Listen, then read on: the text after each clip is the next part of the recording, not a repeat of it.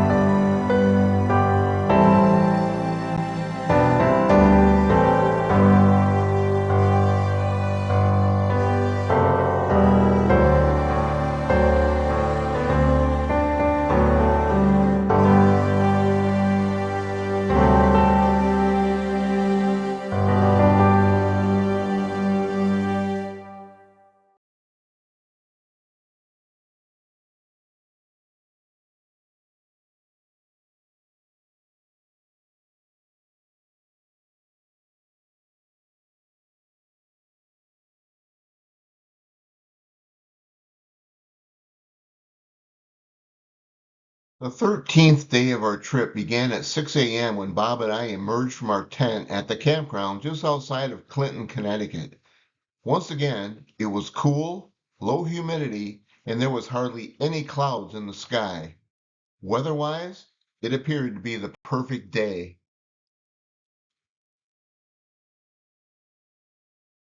By the time we packed up all of our stuff and then backtracked the 20 plus miles into New Haven, it was a couple of minutes past 8 o'clock when the Grove Street Cemetery came into view.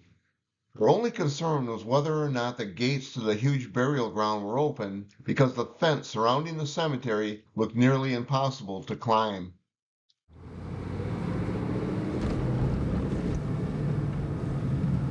Let's hope the heck the gates are open.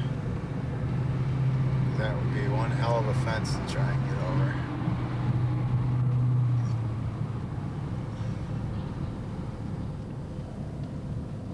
Can we drive into the cemetery or not? We didn't the last time.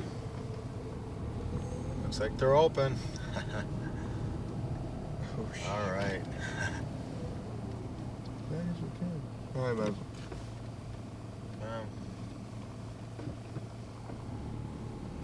We really don't need to drive in. It's easy to walk around in there. Got like 3 minutes left on this critter.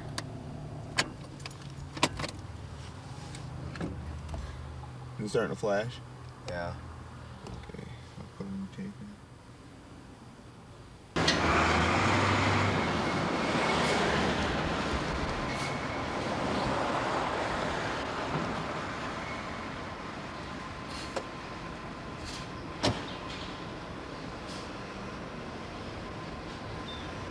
This is part of Yale campus.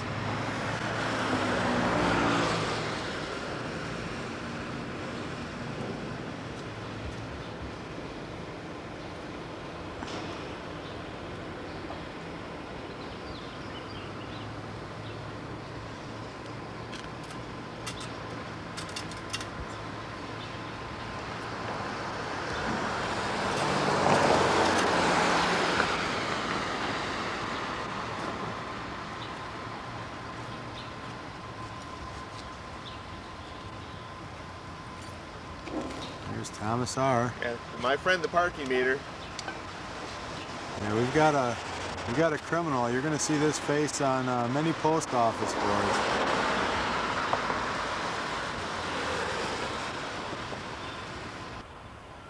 As we scan, we are going to see the gravesite of Roger Sherman.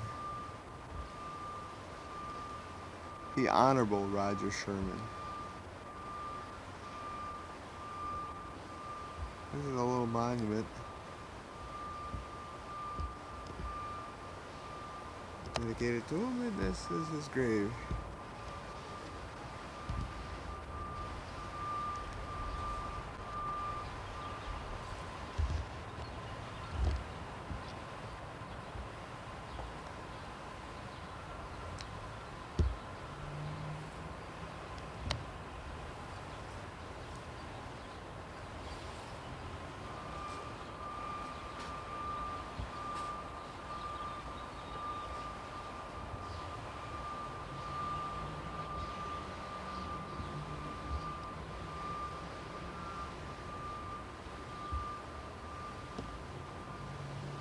See as we scan around Grove Street Cemetery.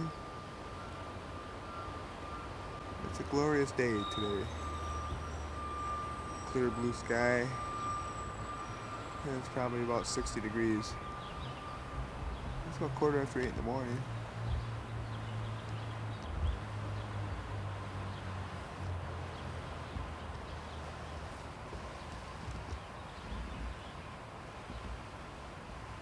You can barely make out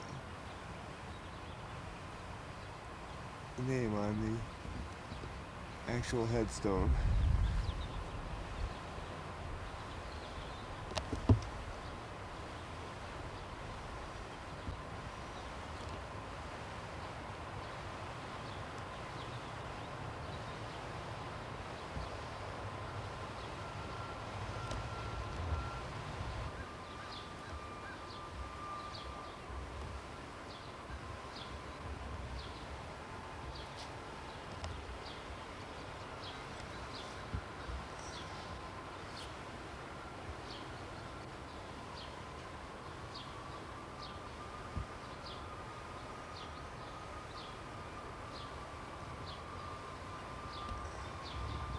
Okay, let's head for the other famous guys.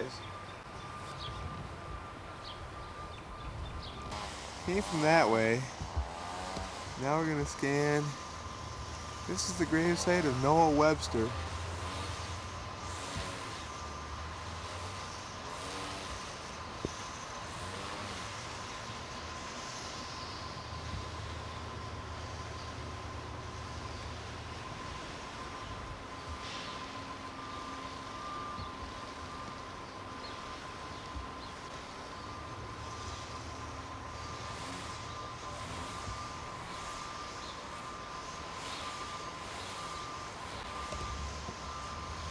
Here's almost next door neighbor. Here's Eli Whitney.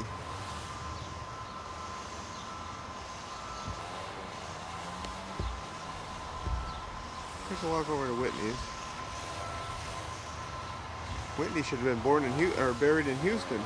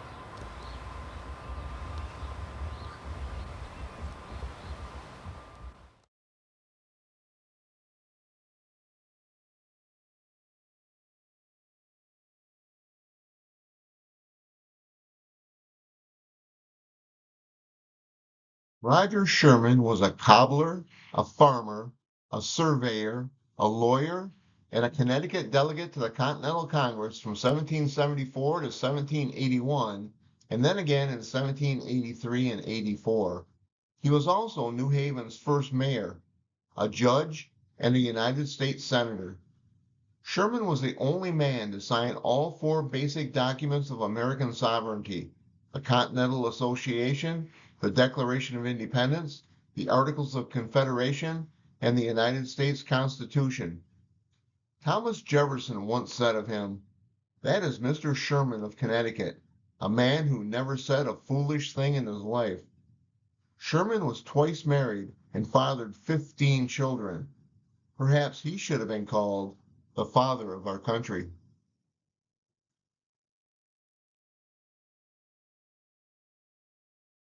Roger Sherman died on July 23, 1793, at the age of 72 in New Haven, Connecticut.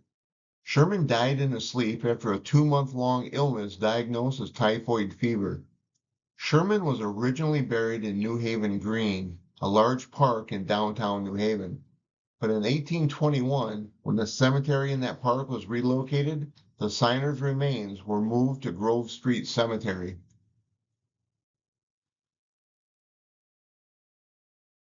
With the cloudless sky, sun angle, and shadows, Sherman's tombstone was one of the hardest for Bob and I to photograph up to that point of the trip.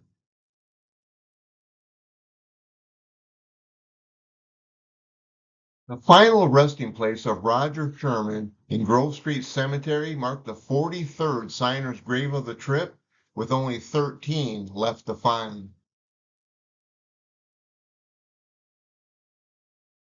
When Bob and I walked out of Grove Street Cemetery in New Haven, we left the second largest city in Connecticut and were headed to Litchfield, a village of only 8,300 inhabitants that was only 35 miles to the north. Once in town, we had a map to East Cemetery, which, believe it or not, was east of downtown Litchfield. After we arrived, Bob drove the Omni into the burial ground, where he parked in the shade of some giant pine trees. From there, we took off on foot to find the grave of Oliver Wolcott. And even though we had a photo of Wolcott's tombstone, it took us roughly 10 minutes to find the burial site of the patriotic signer. Litchfield 1 mile. Okay, so I'm looking for East Street. No, we should be on East Street. It should be just before we get into town. It'll be on the right-hand side of the road.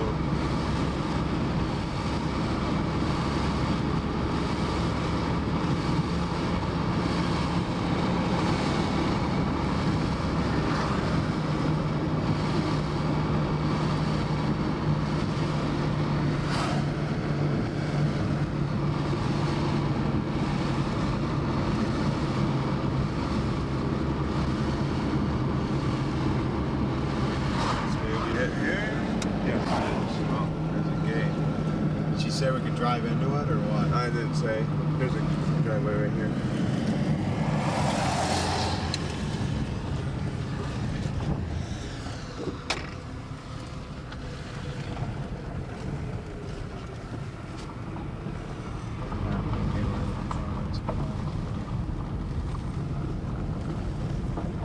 There's a caged in area.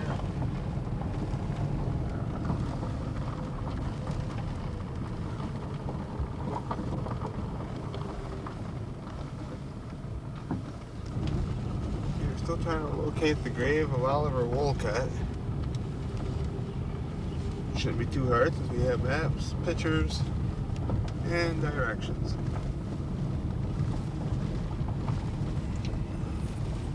Oh, if I get to it, No. I'll just park this thing and get out and walk because it can't be that big.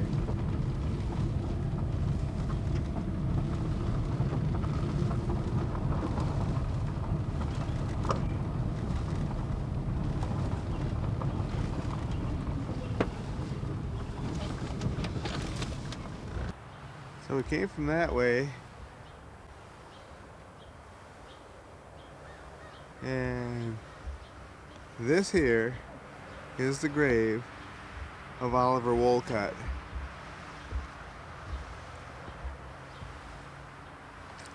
Look at the other side.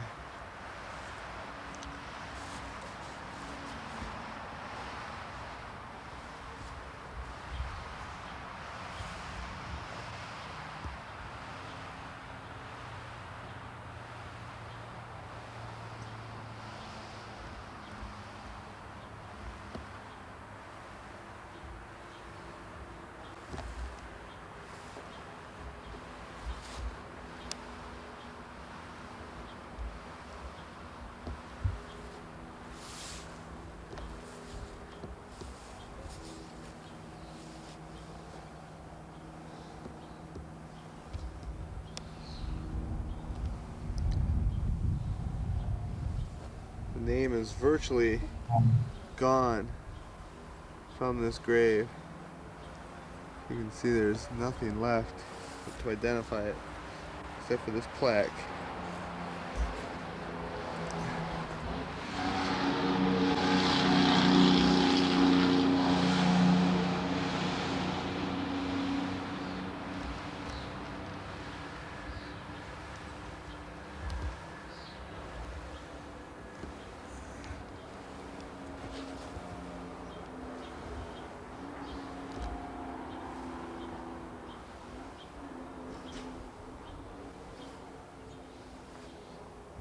Really a pretty day out. Bob just brought the car around.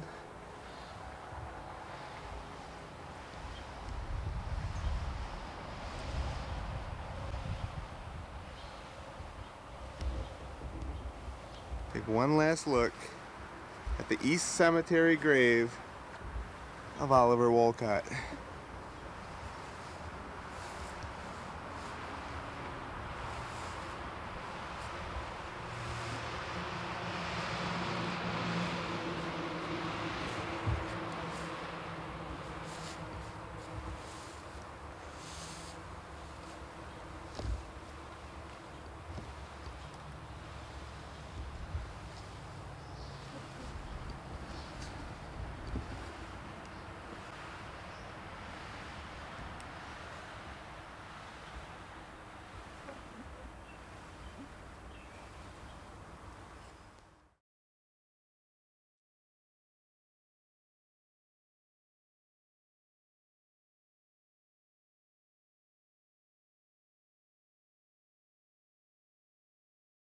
Oliver Wolcott was a soldier, a sheriff, a judge, and a Connecticut delegate to the Continental Congress from 1775 to 1776, and then again from 1778 to 1784.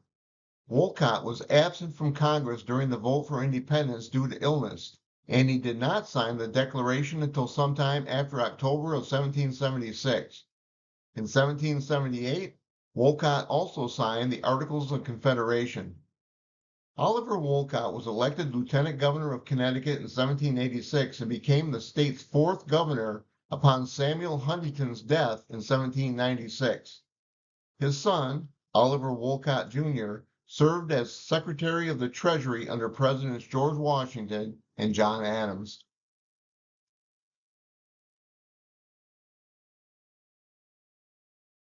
Oliver Wolcott died at the age of 71 in Litchfield on December 1st, 1797. He died in office as Governor of Connecticut.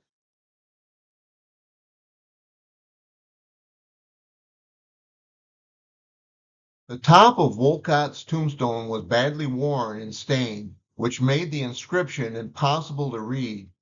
We could see, however, the Warren family crest near the head of the monument.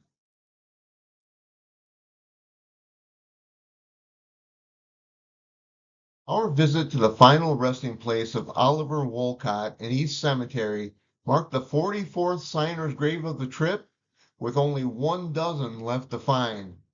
But first, we needed to visit the signer's home, which was located only about a mile away.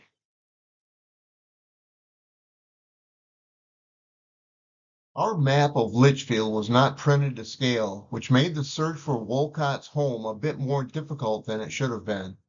The fact that the signer's house was hidden by trees and bushes made our hunt all the more challenging as well. After roughly 10 minutes of driving up and down South Street, we finally found the elusive homestead. Okay, we're on the road back into Litchfield.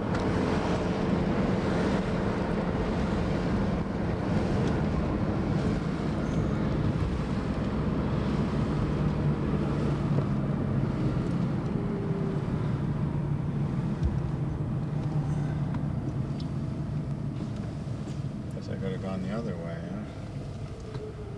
They are camping right in town here.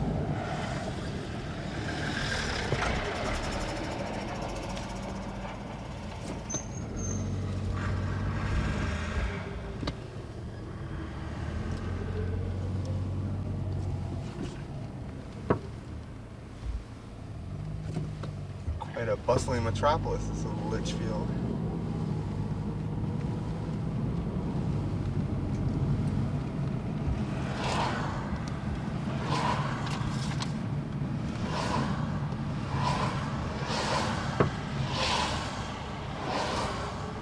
This must be it. This one right here? Yeah, I would assume.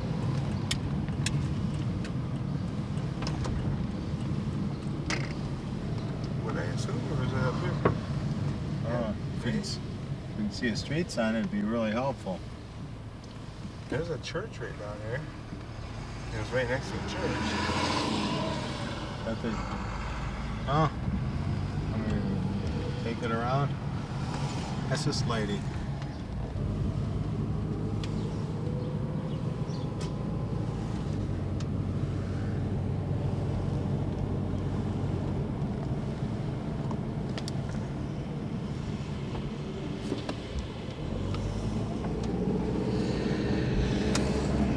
Courthouse might have a bathroom there. It's probably where the lady was filmed it.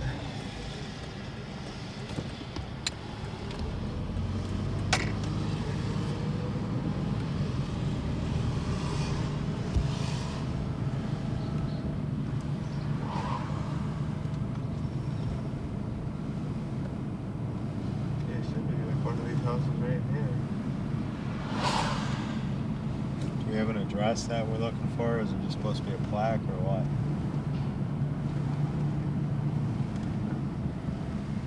Don't know. 17, is that the date? 1753, or is that the address? That's the date. Must be. Okay, it says it's on, okay, the church.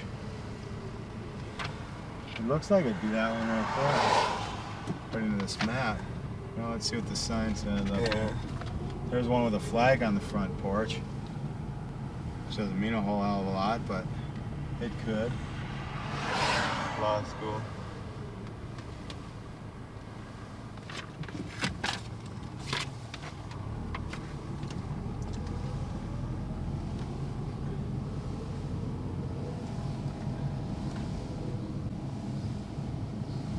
Ooh.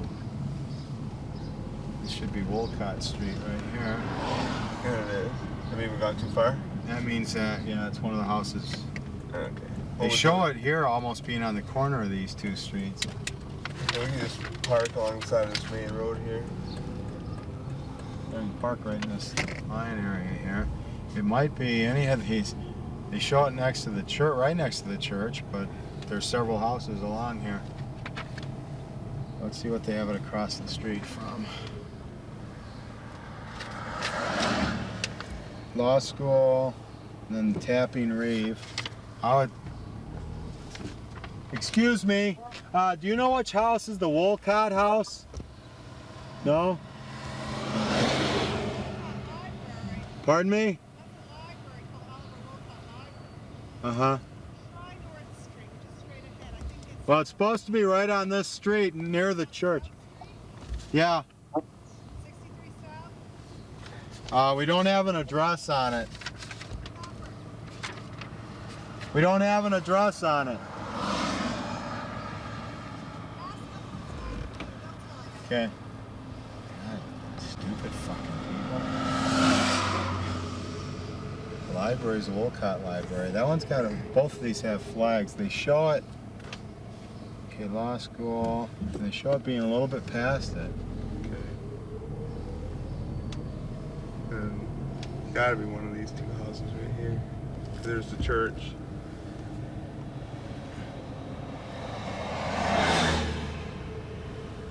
I'm just looking to see if there's any kind of a plaque or anything. 1867. That rules that out. Must be this house right here is being renovated. That would be consistent with our experience so far. Yeah, it's at a bad sun angle too. That would. Well, I guess we could just go up and knock on the door and Unless ask. maybe it's this house right here. Well, she has a date. Maybe they have dates on the houses. That one did. Oh, I'll park in the shade right here. I think that handicap parking is for that inside part. Otherwise, Yeah. it would be right by the curb, yeah.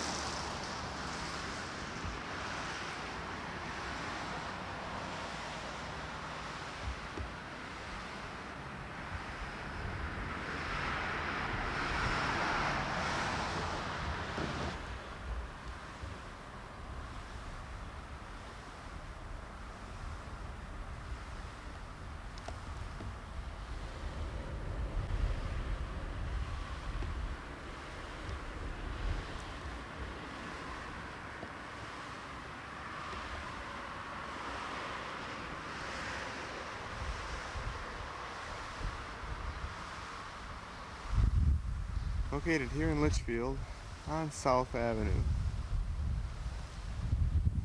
Mongo just pulled up.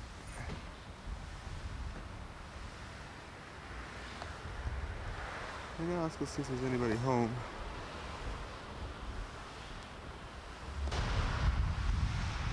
As you can see, we had quite a bit of trouble with the front of the house with trees and leaves and their foliage.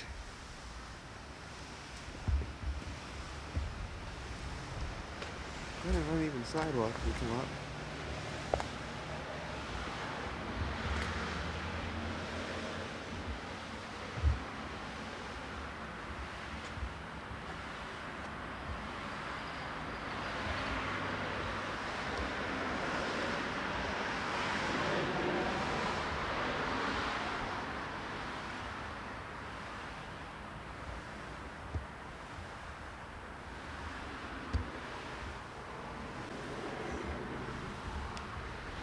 Turn, head back out to the car.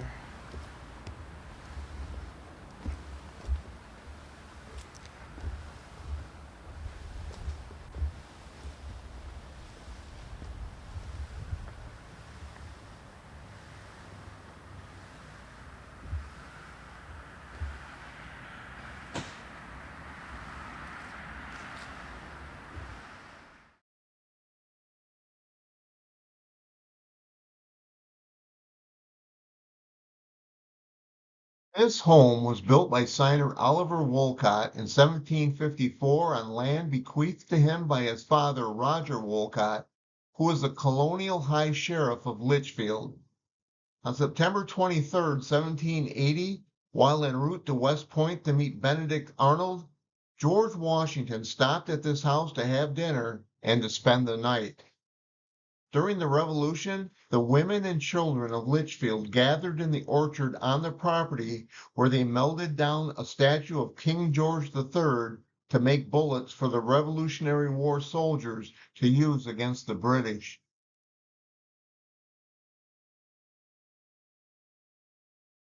And I spent about 25 minutes walking the grounds around the outside of the Wolcott house before we hopped back into the Omni for our scheduled 30-mile drive towards Hartford. Although there were no signers buried in Hartford, the two of us wanted to see the Capitol building. Plus, Hartford was along the route to the next signer's grave in Lebanon, Connecticut.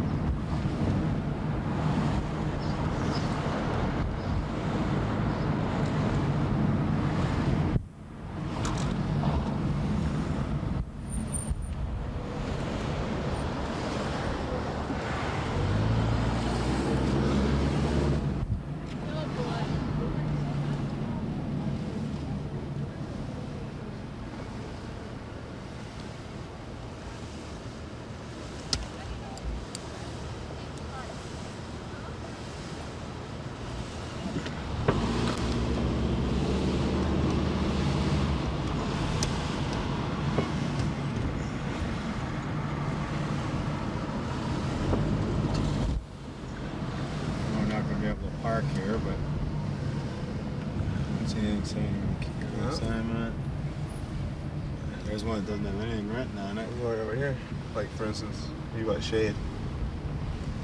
Oh, we don't have to. I'm not even really be that long. I'll get a picture and get on the left.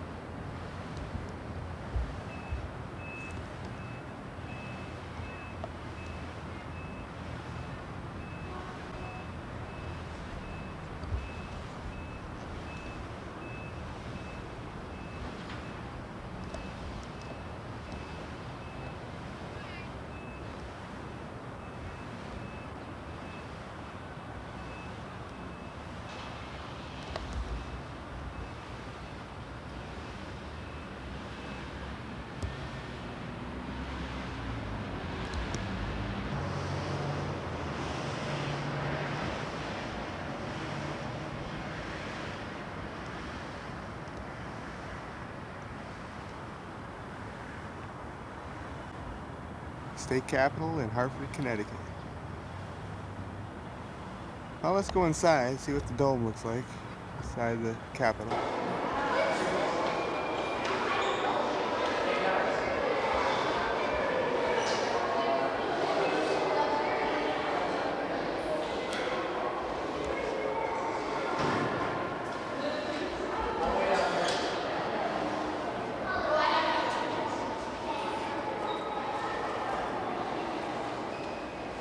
Nathan Hale.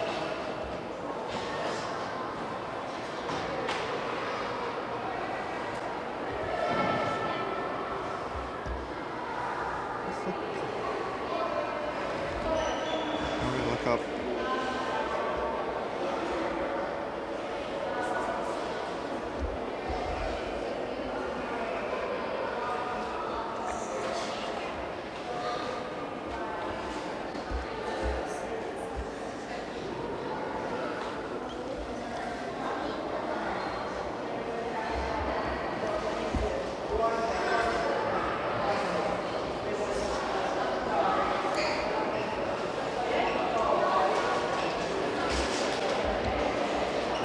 You know this is a reproduction?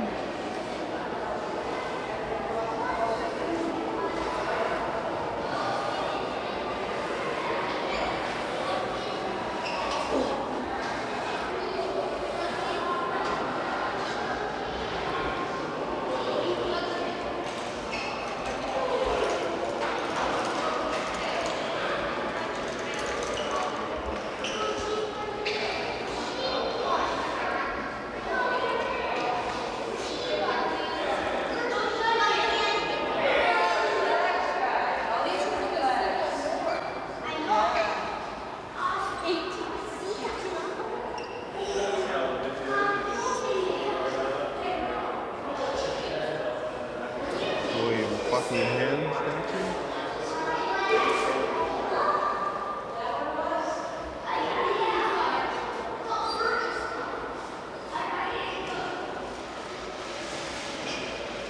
Here's Lafayette's bed.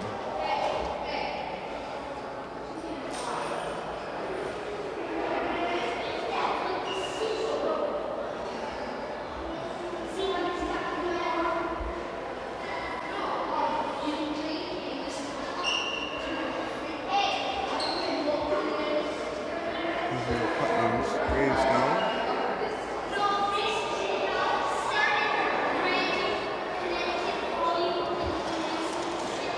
Hartford, Connecticut.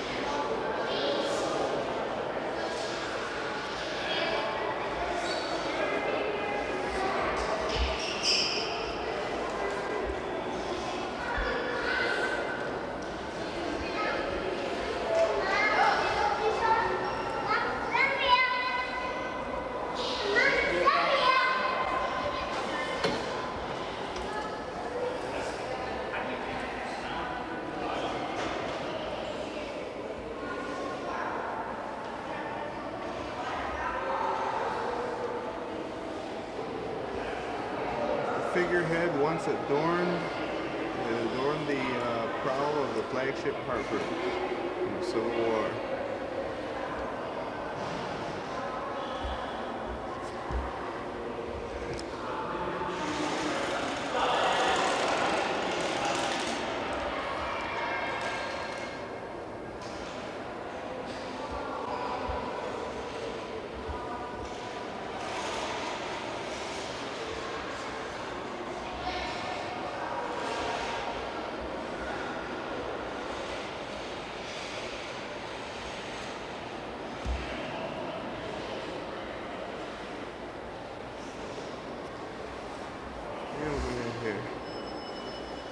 battlefield of Chickamauga. Got a cannonball stuck in it. Okay.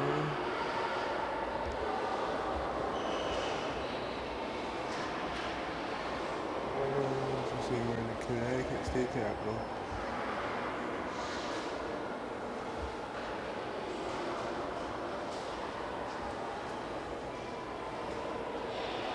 This is a figurehead from the USS Connecticut.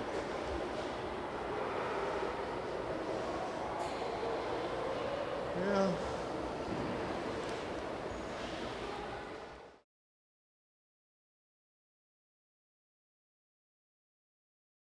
When our mission at the state capitol building was finished, the two of us hit the road for the 30-mile drive to Lebanon, Connecticut, a tiny dot on the map with about 6,000 inhabitants.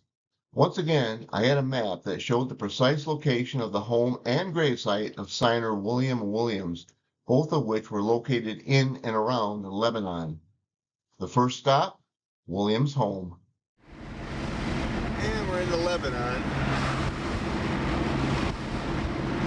Former home of William Williams.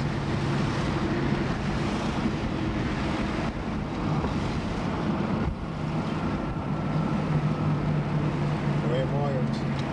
Where? You saw that plaque on the left-hand side there. That one right on there.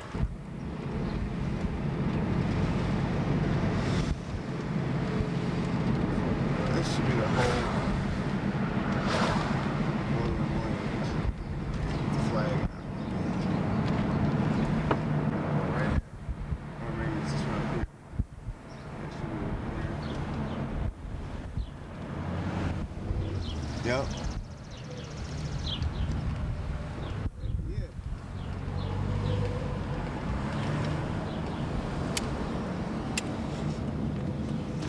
Mailbox down there too. So I saw a mailbox down there too.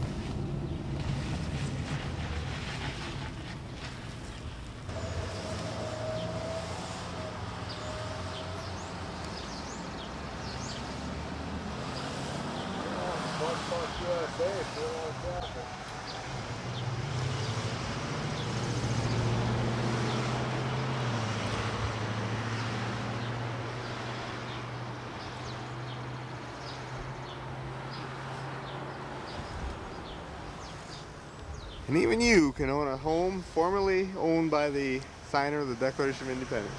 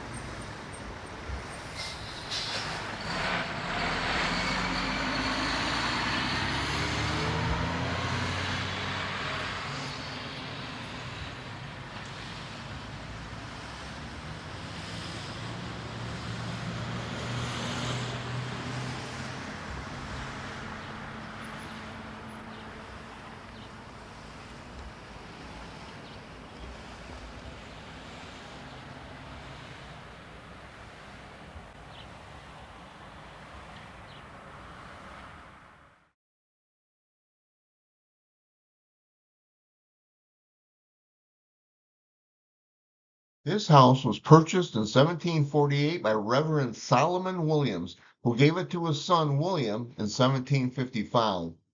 William Williams lived in this house from 1755 until his death in 1811, and it was located within a half mile of Governor Jonathan Trumbull's home. Trumbull was the signer's father-in-law. The day we visited Williams's home, the place looked like it had been vacant for a while. The grass was long, the yard appeared unkempt, and there was a for sale sign on the front lawn. After our 15-minute visit at the William Williams house was finished, the two of us were back in our trusty Omni and headed for Trumbull Cemetery, which was located only about a mile northeast of the home. Once there, Bob parked the car in the shade, and we walked into the burial ground, our gear and documents in hand. There's a tree for us to park under. Trumbull Cemetery, Lebanon, Connecticut. You gotta believe that one big one up there could be his. Or the one That's way Robinson, it looks like. Oh yeah, it does look like that. Or it could be that one way over there. Well, we don't have a whole hell of a lot of them to choose from.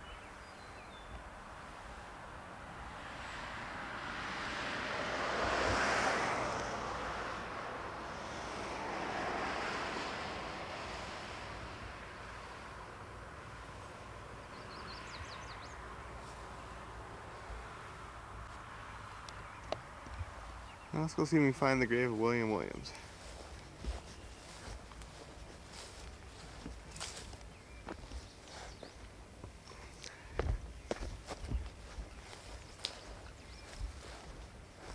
A lot of Williams in here.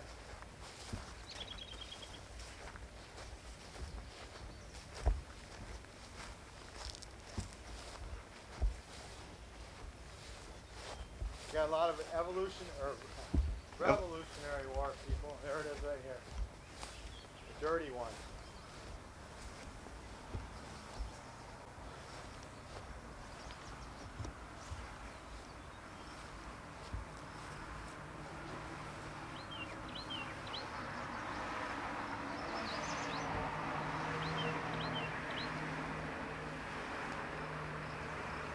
Yep, so it's a sign of the Declaration of Independence.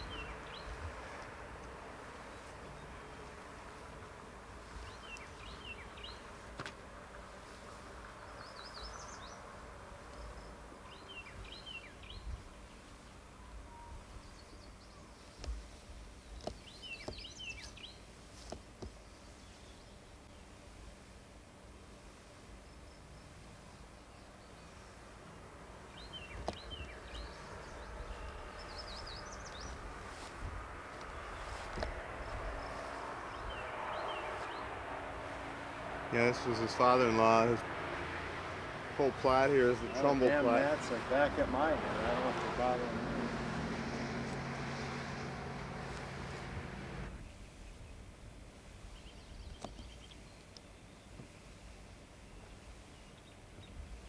This is a look from inside Trumbull Cemetery here in Lebanon, Connecticut. There's one last look at the grave of William Williams.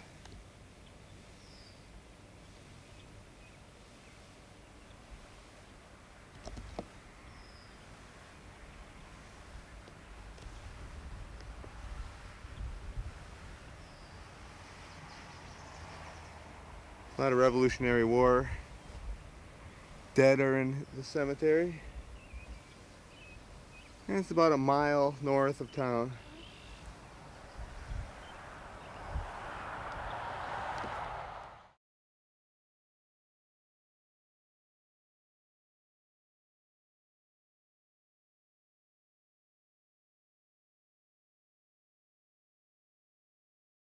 William Williams was a merchant, a judge, and a Connecticut delegate to the Continental Congress from 1776 to 1778, and then again in 1783. Williams married Mary Trumbull on February 14, 1771. Mary was the daughter of Jonathan Trumbull, the royal governor of Connecticut. William Williams was elected to the Continental Congress to replace an ill Oliver Wolcott. Although we arrived at Congress too late to vote for independence, Williams did sign the Declaration on August 2, 1776. Williams also helped frame the Articles of Confederation, although he did not sign them.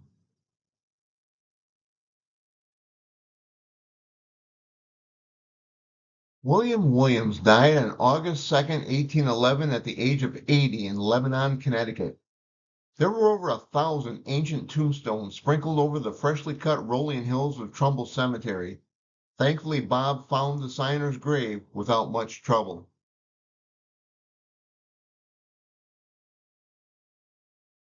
Although Williams's headstone was badly stained, the inscription etched into the face of the marker was very legible. The signer was buried in the plot of his father-in-law, Jonathan Trumbull, who died in 1785.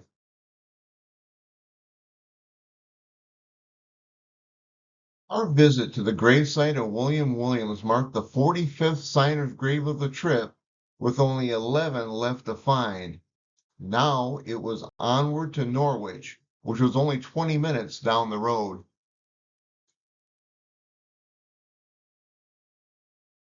Bob and I bid farewell to Lebanon, and just 20 minutes later, we had arrived in Norwich, Connecticut, or as it's called sometimes, the Rose of New England. The two of us rode around for a bit in search of the old burial ground, but we had no luck. Then we spotted a couple of guys doing lawn work, and we stopped to ask them for directions. One of the guys gave us the directions, but we were still confused because of his thick New England accent. In fact, Bob had no idea what the guy said, and I picked up only a few random things he mentioned. We hoped that was enough. Once again, with the spirits of independence on our side, Bob and I managed to piece together enough of the guy's described landmarks, and within about 10 minutes we found the old burial ground. Oh, there's them all. Yeah, that's Molly said. McDonald's just passed it. I see McDonald's. I didn't know that you were bilingual. Yeah. You understood that. I understood Connecticut ease. I'm saying the Norwich Town Mall. Maybe we'll see a Wawa's. That'd be a welcome sight. I think I'm gonna partake of McDonald's if there isn't a Wawa around here. I have to go back into town anyway. Check in and see if this house is here.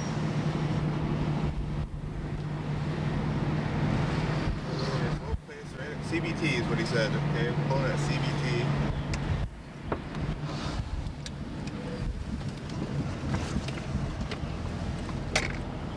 I remember that, but I don't remember what he said about it. There's the graveyard. No way. We would have never found this. Go ahead. Is there any shade parking or sort of some over there? A lot of some over here, I think. I wonder if that could be as green as it's too easy. I can't believe that I pulled into the right guy's driveway, you know? Again, we're blessed by the signers. Because he said the guy's name and he gave it, you know, this is it.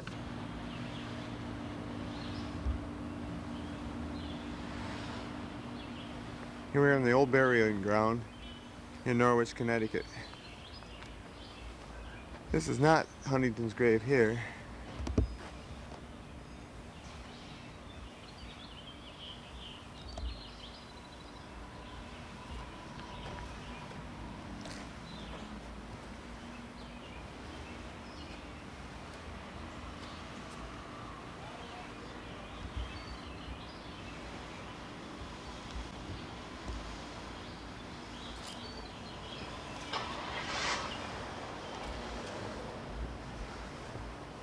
Now we gotta try to find this thing.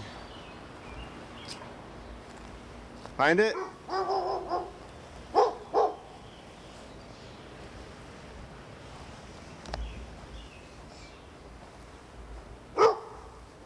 Got it. That it? Got every Huntington under the sun. Beth, Leslie, Anna, Jeremiah, Andrew.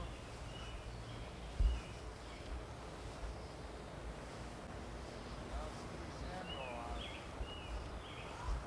Joseph.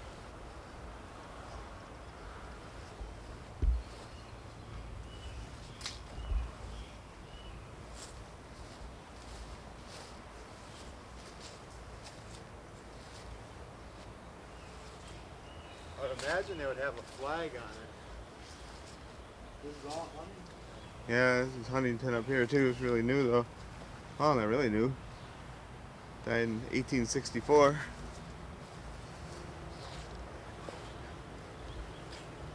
All the deer with flags.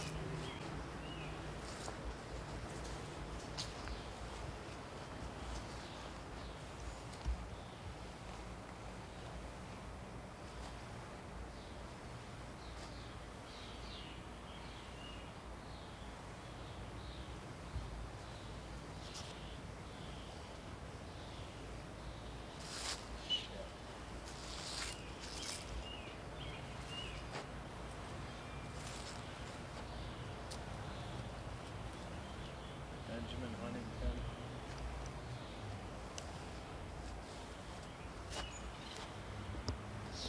Come down over the little bridge, Babbling Brook, and we come into part 2 of hopefully the old burial ground. Somewhat of a likely candidate over here, in the fact that looks similar to the other Huntington grave. Let's check this rascal out. It's got a Betsy Ross flag on. See Declaration of Independence on the bottom. Yep, and we found it.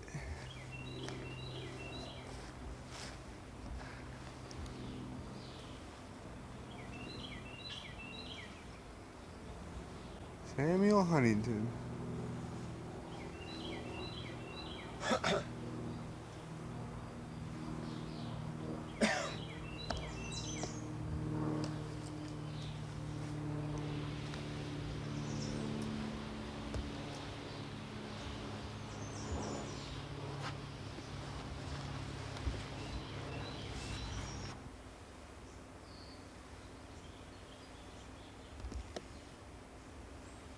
Hungry trees eating the pole and the cement post.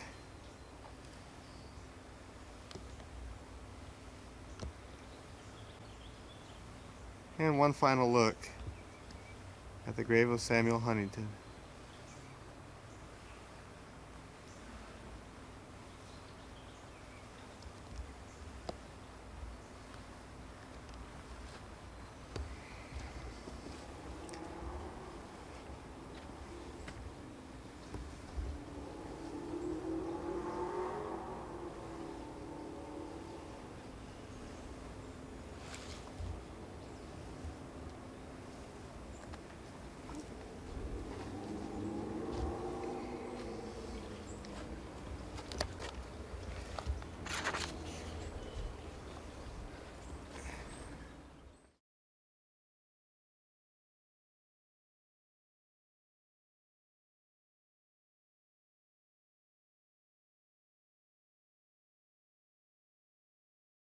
Samuel Huntington was a lawyer, a Connecticut delegate to the Continental Congress in 1776, and president of the Continental Congress from 1779 to 1781.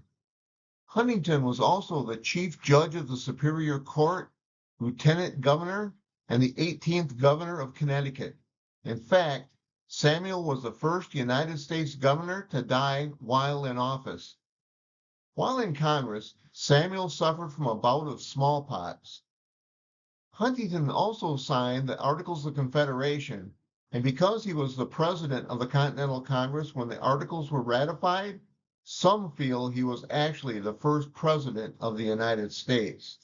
As a matter of fact, in the first presidential election, Samuel Huntington received 2 electoral votes from his home state of Connecticut, only to lose out to a guy by the name of George Washington.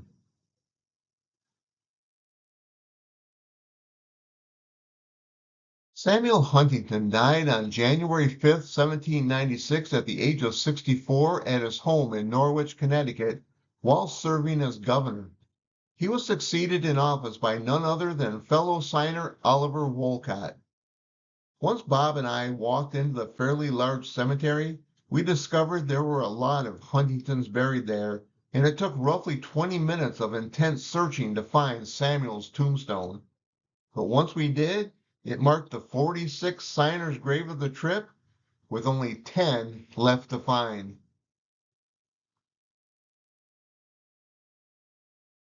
When Bob and I had finished our photographs at Huntington's grave, We had a fairly long hike to get back to the Omni.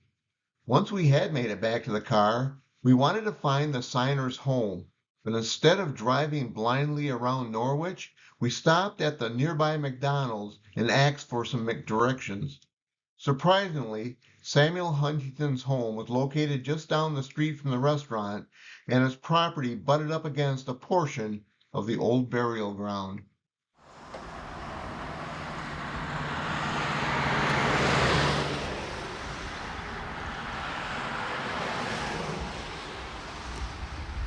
We're looking right down the front sidewalk of the home of Samuel Huntington here in Norwich, Connecticut, right alongside the old burying cemetery.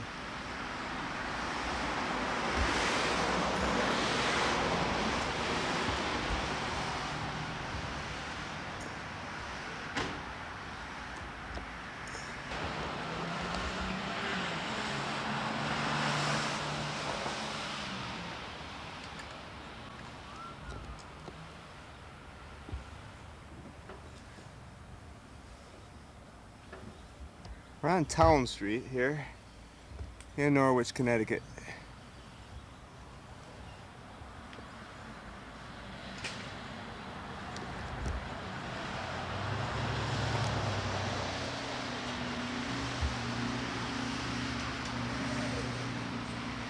You see though, well maybe you can, over here is a wall.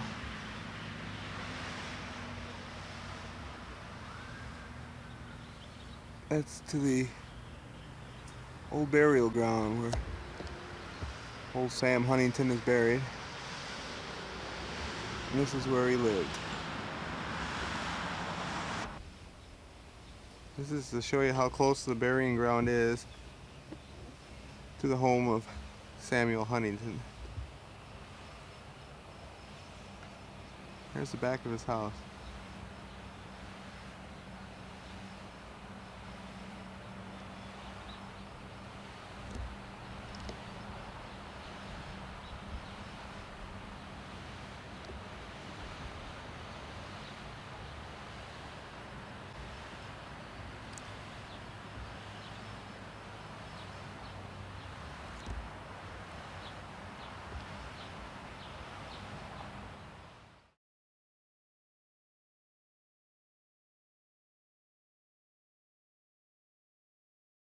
This house was built in 1783 for Samuel Huntington and is located in the Norwich Town neighborhood of Norwich, one of its early settlement areas.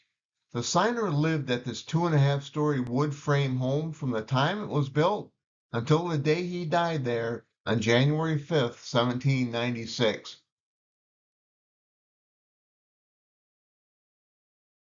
It was getting late in the afternoon as we headed out of Norwich. Destination, Newport, Rhode Island. We crossed the border into Rhode Island at 4:50 p.m. The sky was still cloudless, and Bob and I were anxious to get to the Rhode Island house where the two of us had planned to spend the night. But just 5 miles outside of Newport, we got caught up in a horrific traffic jam, which was caused by the construction of a new Jamestown bridge.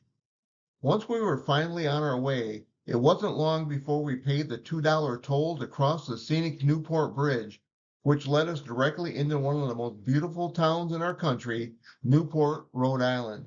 Our first stop, the Common Ground Cemetery where signer William Ellery was buried.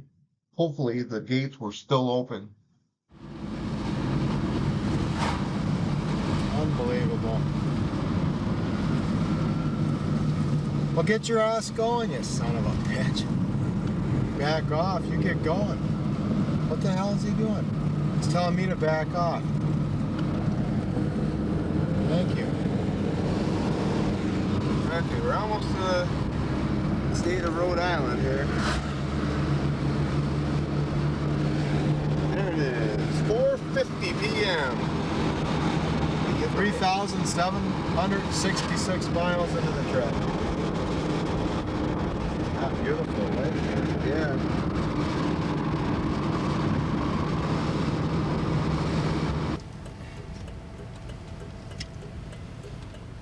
Oh, we got a flagger ahead. Hello. How you doing?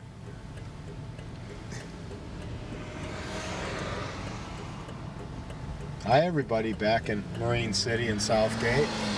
Oh, in St. Clair. Yeah. We'll leave out those people from Marysville. No, we can't do that. We like them too. I wonder if the Bulls and LA Lakers are going to be playing again tonight. It'd be all right if we could watch the game.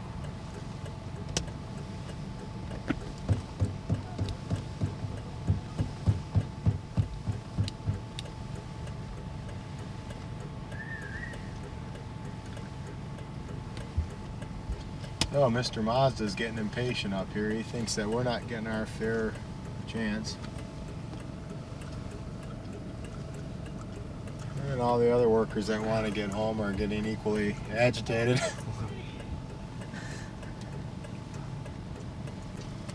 We're gonna get some verbal abuse out here. We're gonna see if we can pick up some of the sound.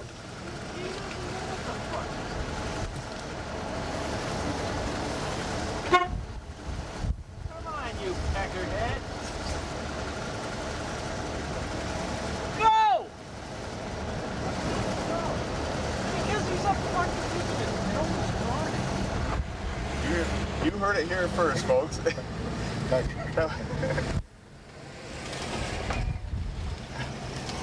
Well, how long are we gonna wait? I mean, this is pretty amazing. How come these people get to go 5,000 times before we do? I am kind of confused about this, though. We should be letting this traffic move.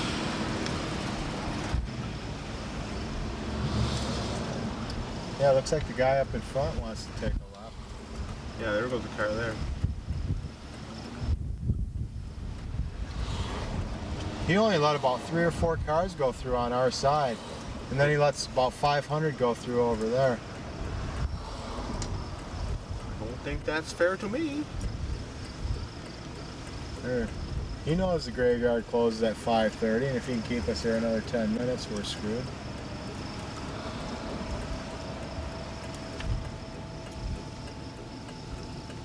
Well, I've already burned off quite a bit of tape looking at Mr. Mazda in front of us. I'm ready to start slinging some verbal abuse on this guy. I can't believe it. All this traffic, and then he's probably going to let this stuff go here, and we got to friggin' sit through all that. I'd like to see how far traffic's backed up behind us. There we go. It's about damn time. Thank you, Peckerhead. About damn Mr. time. Pecker.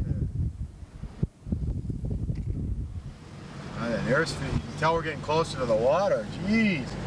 I'm not going to complain. That feels good. Look at that. We're going to see some scenic stuff now. Look at the traffic backed up on this one. I think they might have been working on this crap last year when we came through. Maybe that's why we were backed up so far.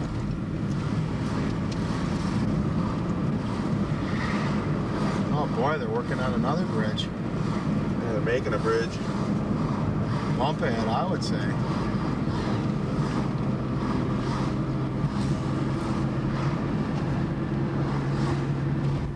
Hey, boing. I could catch a look at the other bridge too. The other bridge is really neat. This one's kind of drab, but that other one's really pretty. You can see the other bridge off in the distance. Well, you could.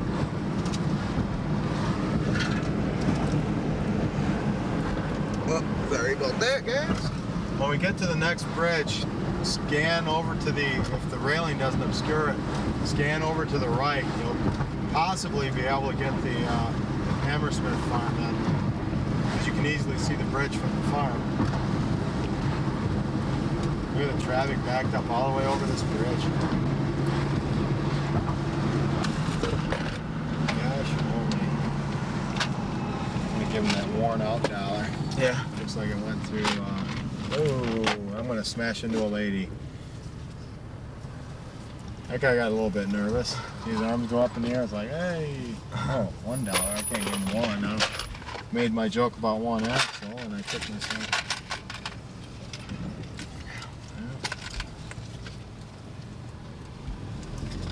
I have to give him a 10.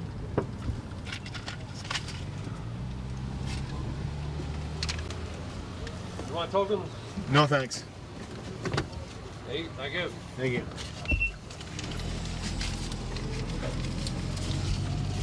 God, how did he count 8 out that fast? He must be used to 10s. He's got piles.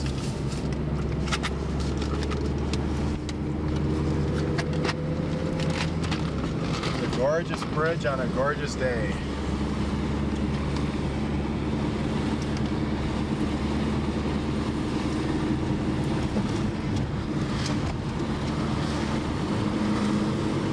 Bridge under construction. Slightly lower gear for this.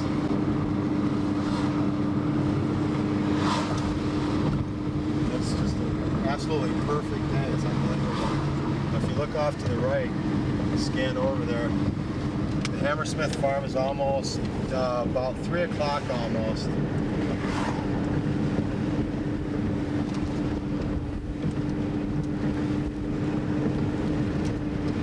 There's a house on an island out there. It's really nifty.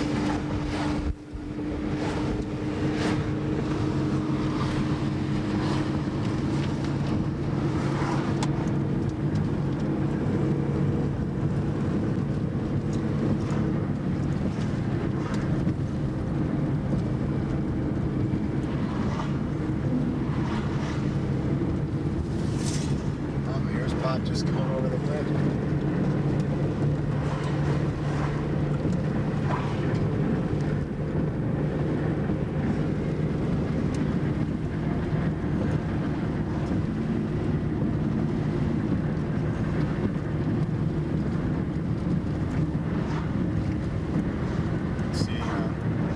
See the church that they got married at off to the, let's see, that would be it's a brown church at about 1:30, 2 o'clock. Round steeple over there. Kind of short one. No, it's got a pointed steeple on it. It's behind that blue building. Okay, I see 1-story it. or 2-story blue building.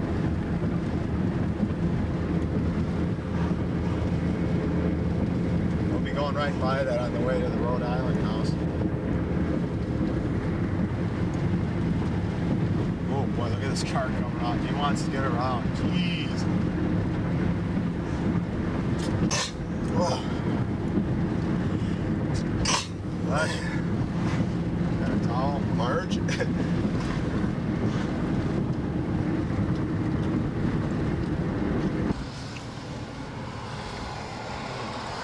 5:39 and we're getting into Newport right now. 3,796.5 miles into our trip.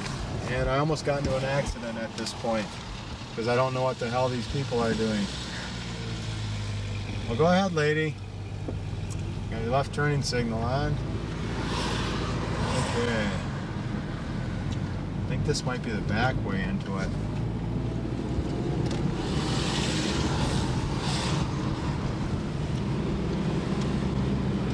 Oh boy, we got it on both sides. What's this right here? This place to get in? Left. I'm pretty sure he's right in there.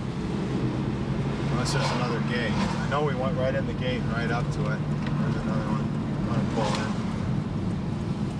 in. It's open. And it's right. This is the one I came in. It's right up in here. Where that fence around? Yeah. If this is the same entrance that I came in before.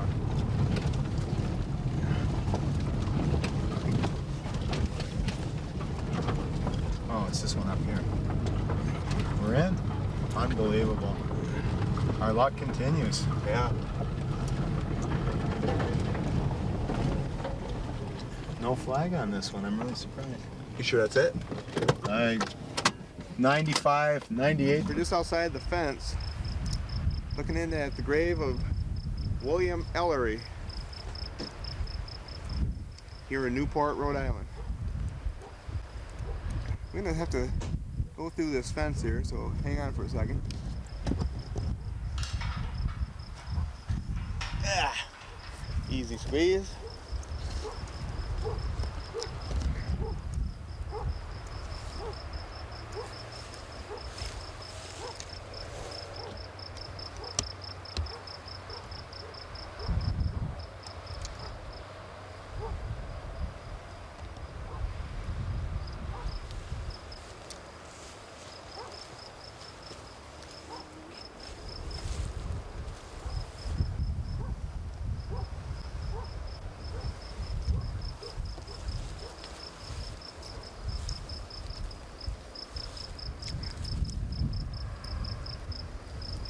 As you can see, it's in a small caged-in area, which of course does not keep us out.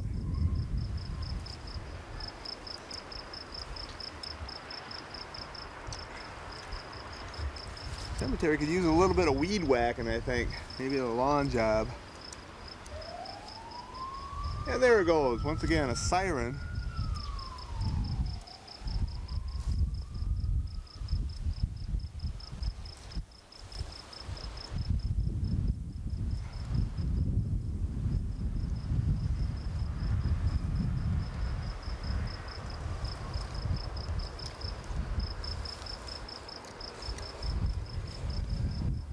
See if we can see old Bill inside.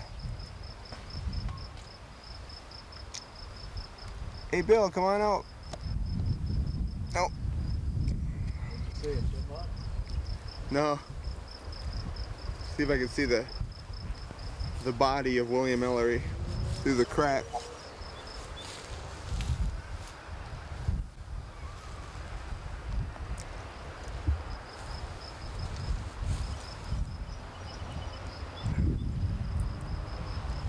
Okay, time to go back out. Okay, there's the tomb that we stood on to get a overhead picture of the grave. And you can see our blankets, towels, trying to block the sun from shining on the grave.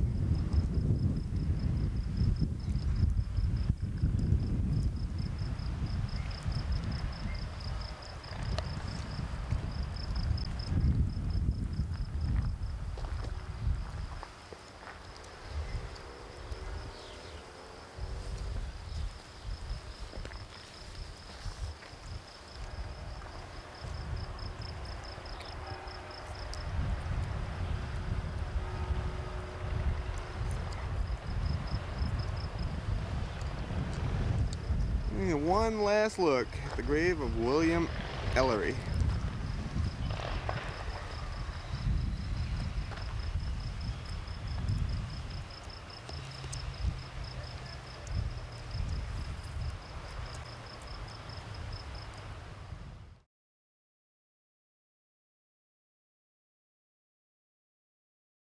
Pongo had been to Newport a few times in the past, and he knew exactly where the cemetery was located.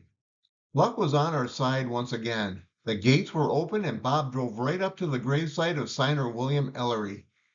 The signer's tomb was located within a fenced-in area, but we managed to squeeze through a narrow opening between the bars. But that's when we discovered our luck had run out. The shadows from the bars covered nearly the entire tombstone and hindered our photographs. That's when we came up with a harebrained scheme to cover a portion of the iron fence with a blanket and 2 sweat-soaked towels in an attempt to block the sun's rays.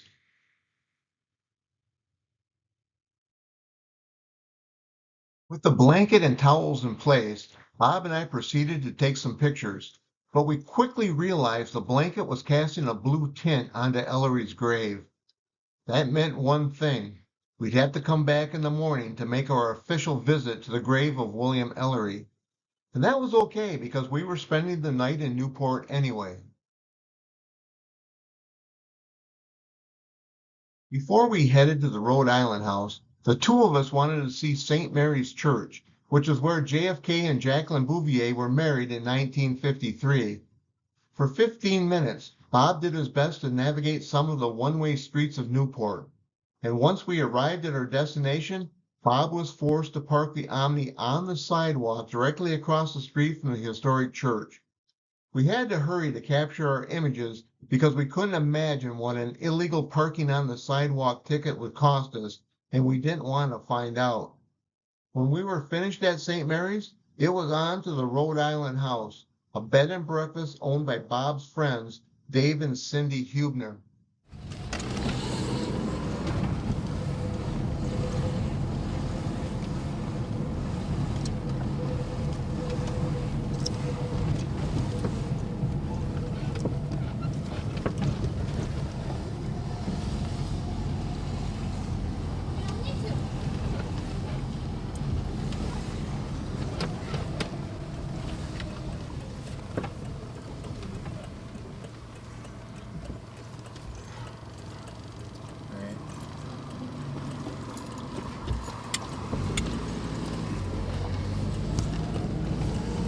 there's the church that JFK was married in.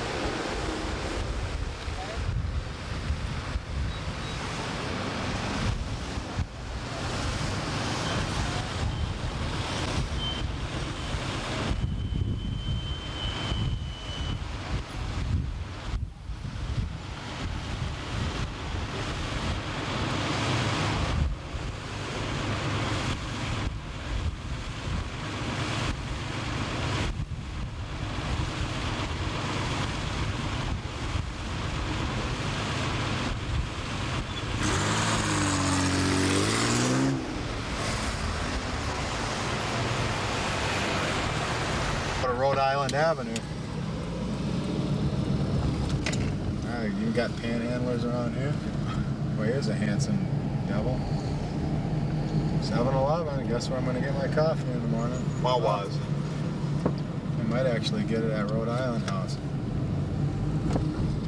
Unless they have the gates locked. Gas is expensive everywhere. I don't like that.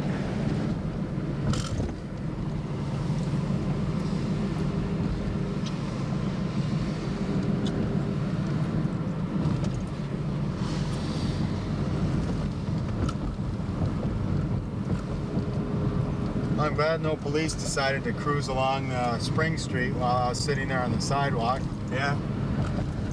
That'd have been kind of, I don't know what I would have said. Sorry, officer, I thought this was part of the road. Oh, that was Rhode Island right there. Good move, Bob. Oh, let's go by it and come back to it. And I can turn around. I think I might have had to turn around here. We are pretty close to the water. Nice beach down there. Emergency bat turn, Robin. You can see why I went for a 2-hour run last time I was I seen here. a black car go scooting in there. Did you really? That'd be great. They look like a pretty big one. No, it's probably Caddy? a sport car. Oh.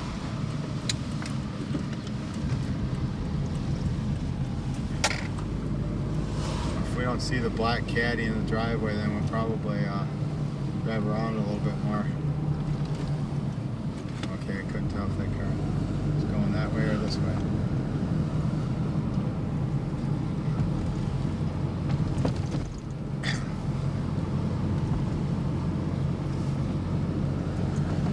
The sun's going to be behind the house, unfortunately. Oh, we're going to be turning left? Yeah. I believe it's 51 Rhode Island Avenue.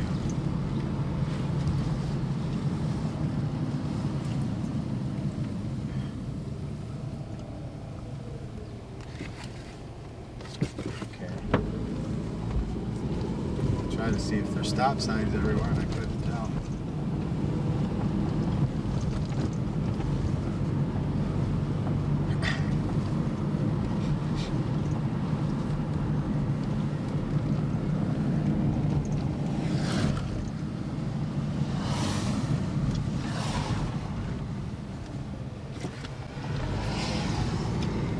Makes Snob Hill and St. Clair look sick. Makes them look poverty-stricken. It's just block after block after block. I asked him, I think he said this house was valued at $650,000, which I'm amazed at being as low as it is. I think it's this fence or this wall up here. I'm not positive. Yep, that's it.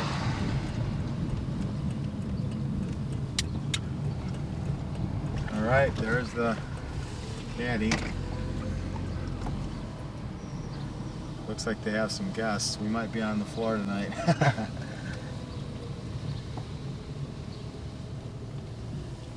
Because I can't see anything. I just took my contacts out because one of them was out. Well, say hello to Fran back in Michigan. I'll zoom in on Lindsay here. Say hi, Lindsay. See how nice and long our little legs are? And so straight. How much bigger these hands are? Say hi. Would like to recognize the sacrifice made by our armed forces and their families. We do have a special military affairs. Now, with our Welcome Home Affairs, active military personnel and their eligible family dependents can travel the U.S. Okay, I'm just gonna leave this running, and we're all just gonna act natural, like we're not on nationwide TV. Lifestyles of the rich and famous. We're watching the Braves versus the Astros at Tom's Expos. Yeah. Oh no, that's not any. I've been there. Expos? Oh, Montreal, that's right. Technologically advanced. Montreal Astros. Last an entire year. Introducing Finish 2001. Ah. The car polish you use only once. There's a every 12 doorway months. and a chair. This old car's been badly neglected. Nothing's changed Its finish appears to at destroy. all. With no rubbing, no buffing. Finish 2001 with its urethane Except we're formula all a year safely older. brings back the showroom shine. A rich, deep gloss shine that lasts an entire year. Okay, Lindsay, come on, let's see you dance. We're gonna do a dance in a Some minute. that claim to protect your car against fire. Okay, well, Fran, you're gonna have to wait for a minute for a dance, so we're gonna put it on. Go ahead, go ahead. Well, that's the guest book. Oh, my camera's flashing. Battery's low. This a guest book? Yeah, that's a guest book. I always forget to tell people to sign that thing. Can I write something? Sure.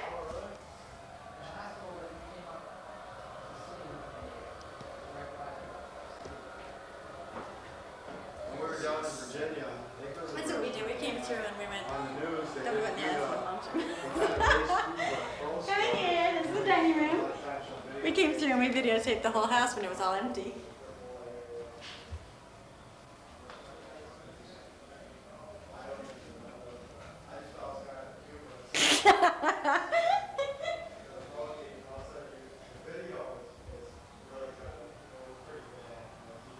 I think this is a neat house. This house is 108 years old. Wow. That's a house that's out in California. It's called the Edwards Mansion. I had that done. There's my new Japanese friend, Toru. Hi. Here's the stairway. Up the stairs? Did you put it on pause when you go up? Nope. Oh. I get the real feel of going up these. These walls are all hand painted. This is done by the feather. Cost $50,000. Oh boy, my wife would like one of these.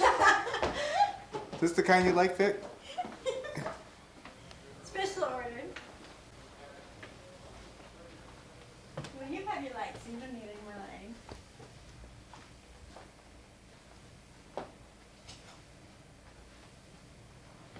I don't know if you can tell on the camera, the dim lighting in here is neat in this one.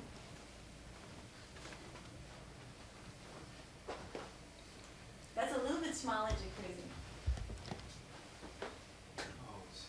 Oh, yeah, this kind of bathroom is usual in Japan. Is it? Yeah. No, see, there's a shower in this other room. This is all shower. This is really more bathroom. But they're separated. That used to be a bedroom, and there's 2 showers back to back and 2 jacuzzis back to back.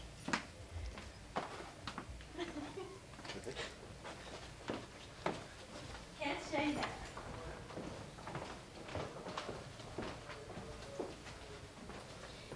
You guys have the master bedroom. This Master is really the bed. master, yeah.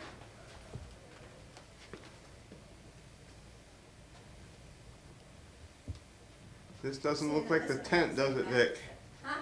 I talked to my wife. I told her this doesn't look like the tent. A little different than the tent.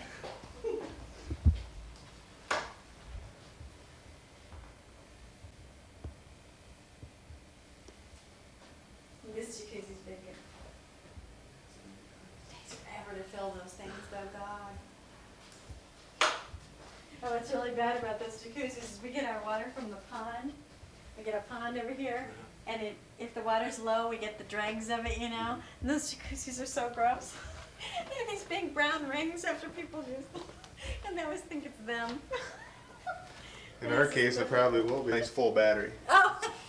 Back to. Yeah, and when we were in Florida, you know, we forget the battery pack or something, and then we'd have to just do it out. This is Total Rue's room. This is the neat room in the morning, like we were saying with the sun. Because this was the morning room, and that used to just be a closet, and we added all the bathrooms. But this is so pretty in the morning. It's really nice. Say hello, Michigan, in Japanese. Say hello? Hello, Michigan? Yeah. What you say? Konnichiwa. You say konnichiwa. That's right. Sounds like come as you are. Yeah, come as you are. That's what it sounds like. This is our room that the little old ladies go in for.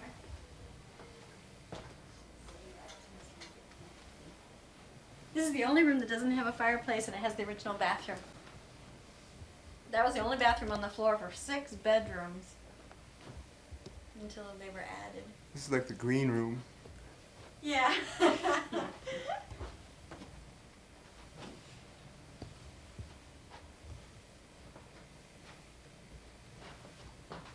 Those are old fixtures, but they're not as old as the house. I don't think there was probably a bathroom in the house when it was first built. Not according to my blueprints, anyway.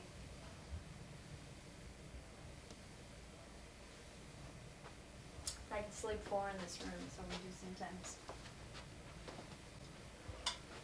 Okay, that's it.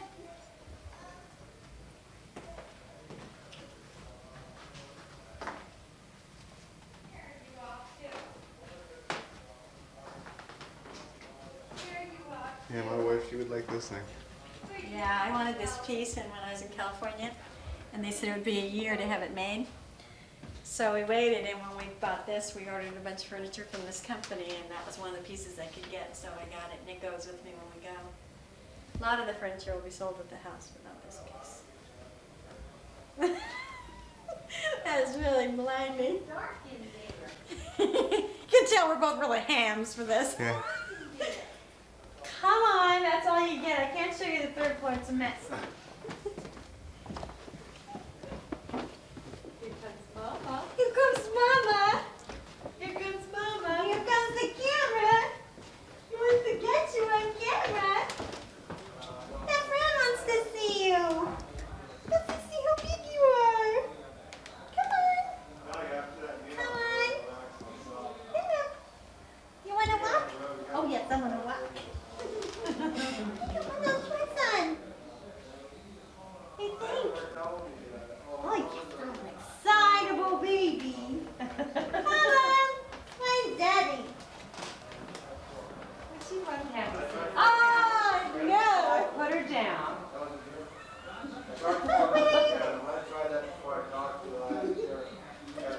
Yeah, I like that. I like being in the spotlight. That was nice. You said you like being in the spotlight. I don't want to be in the spotlight. None of us are him. It's really funny. Except for. Ray Walker. He was one of the guys that I teach with. Just kept coming up and he said, "Oh, Walker said that." You know, he said, "Yeah." You guys know the Moldenhauer. He's that guy that looks like he missed Mark Jefferson. Watching the Astros and the Braves. Yeah, how exciting. It's an exciting game. Are you going to bed late at night or early? Usually probably around 11 o'clock. Oh, really? Where's Total Rue? There he is. So I tell you, when you're camping and the sun comes up, when the sun comes up, I wake up and I can't. It's really nice though. In the morning, the birds are really active, and you wake up, sunshine. Usually it's been sunshine in the morning, the birds. But it's not that difficult. That's where the coffee. That's where the coffee comes in. It's just kind of funny. He was talking to the EM class or a histology class and stuff. He just said, "Yeah, you guys." He showed them a picture of my mitochondria that I took on the electron microscope. And like, "Yeah, this guy teaches anatomy. He's a guy upstairs that looked like a convention, Mark Jefferson." So he walks around. He looks like a gorilla. So I don't know if I like that. He went over to Saudi Arabia to visit his girlfriend. Did you know that he was going out with a dentist? She's one of the students that was in my electron microscopy. He thought that. She went over there. She's a dentist and she's working over there. And when the war started, she on the way to work, she picked up a big hunk of a Scotch missile and everything. Just to like pick it up and she got it in the suit. And it's really she loved it over there. Not Glenn is one morning. He's a kind of professor that they have beginning of the year, they give out free samples to students, the shaving cream, toothpaste and stuff. You go over to the place where they're giving it out several times so you get about 5 or 6 packs and stuff.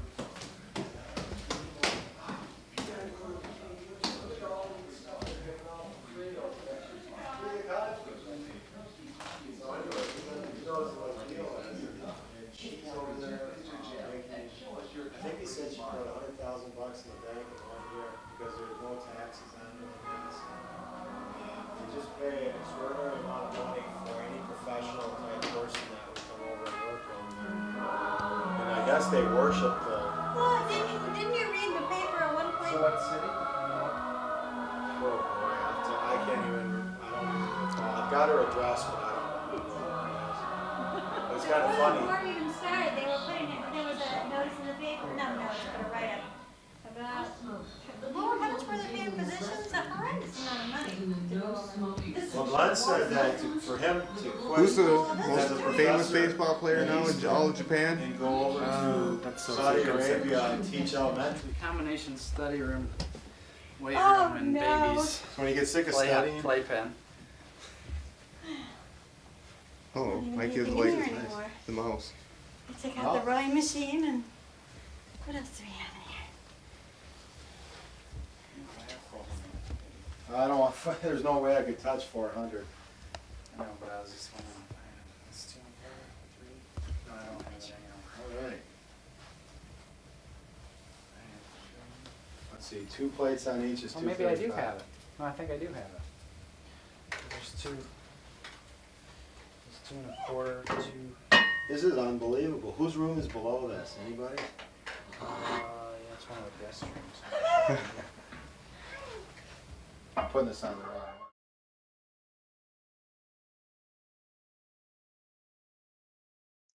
Due to our haste caused by our illegally parked car, I didn't get many great still images of St. Mary's Church during our short stay. But when I saw this entrance doorway, it was easy to envision Senator Kennedy and his new bride Jackie as they emerged from the church after their wedding ceremony on September 12, 1953. Our entire time at St. Mary's lasted about 10 minutes, which was probably pushing it since we were parked on the sidewalk along a very busy street. Back in the car, it was off to the Rhode Island house where we planned to spend the night with Bob's friends and the owners of the bed and breakfast, Dave and Cindy Hubner. It was 6:20 p.m. when we rolled into the driveway at the Rhode Island house. The first thing we noticed was the license plate on Dave's black caddy, which read, Dr. Doom, a handle befitting of a proud pathologist. Our host had waited for our arrival and hadn't yet had dinner, which was great for Bob and me because we were starved. The Hubners took us to an amazing restaurant called The Ark, which overlooked the water. After dinner, our group returned to the Rhode Island house where we met Dave and Cindy's daughter Lindsay and Cindy's mother, along with another guest for the night, a young man named Toru who was visiting from Japan. After Cindy took me and Toru on a tour of the huge B&B, our group sat around and chatted while we watched the Expos blast the Braves 11-2 on television. At roughly 11 o'clock, Bob and I were totally exhausted and went to our room. I slept in this bed, while Bob slept on a large sofa on the other side of the room. Although our gracious host didn't charge Bob and I for our stay, the regular rate for our modest room was $195 per night. For us, this was definitely the lifestyles of the rich and famous, after spending the past 12 nights either sleeping in our tent or fighting cockroaches at cheap flea bag motels.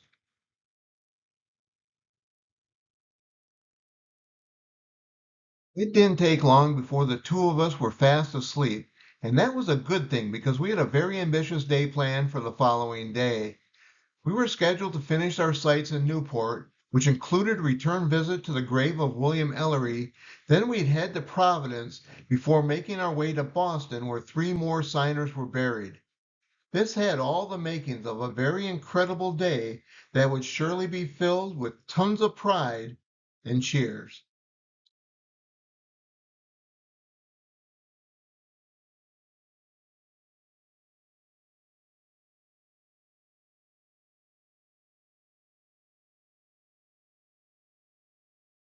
Well, that's the end of the 13th day of our incredible trip.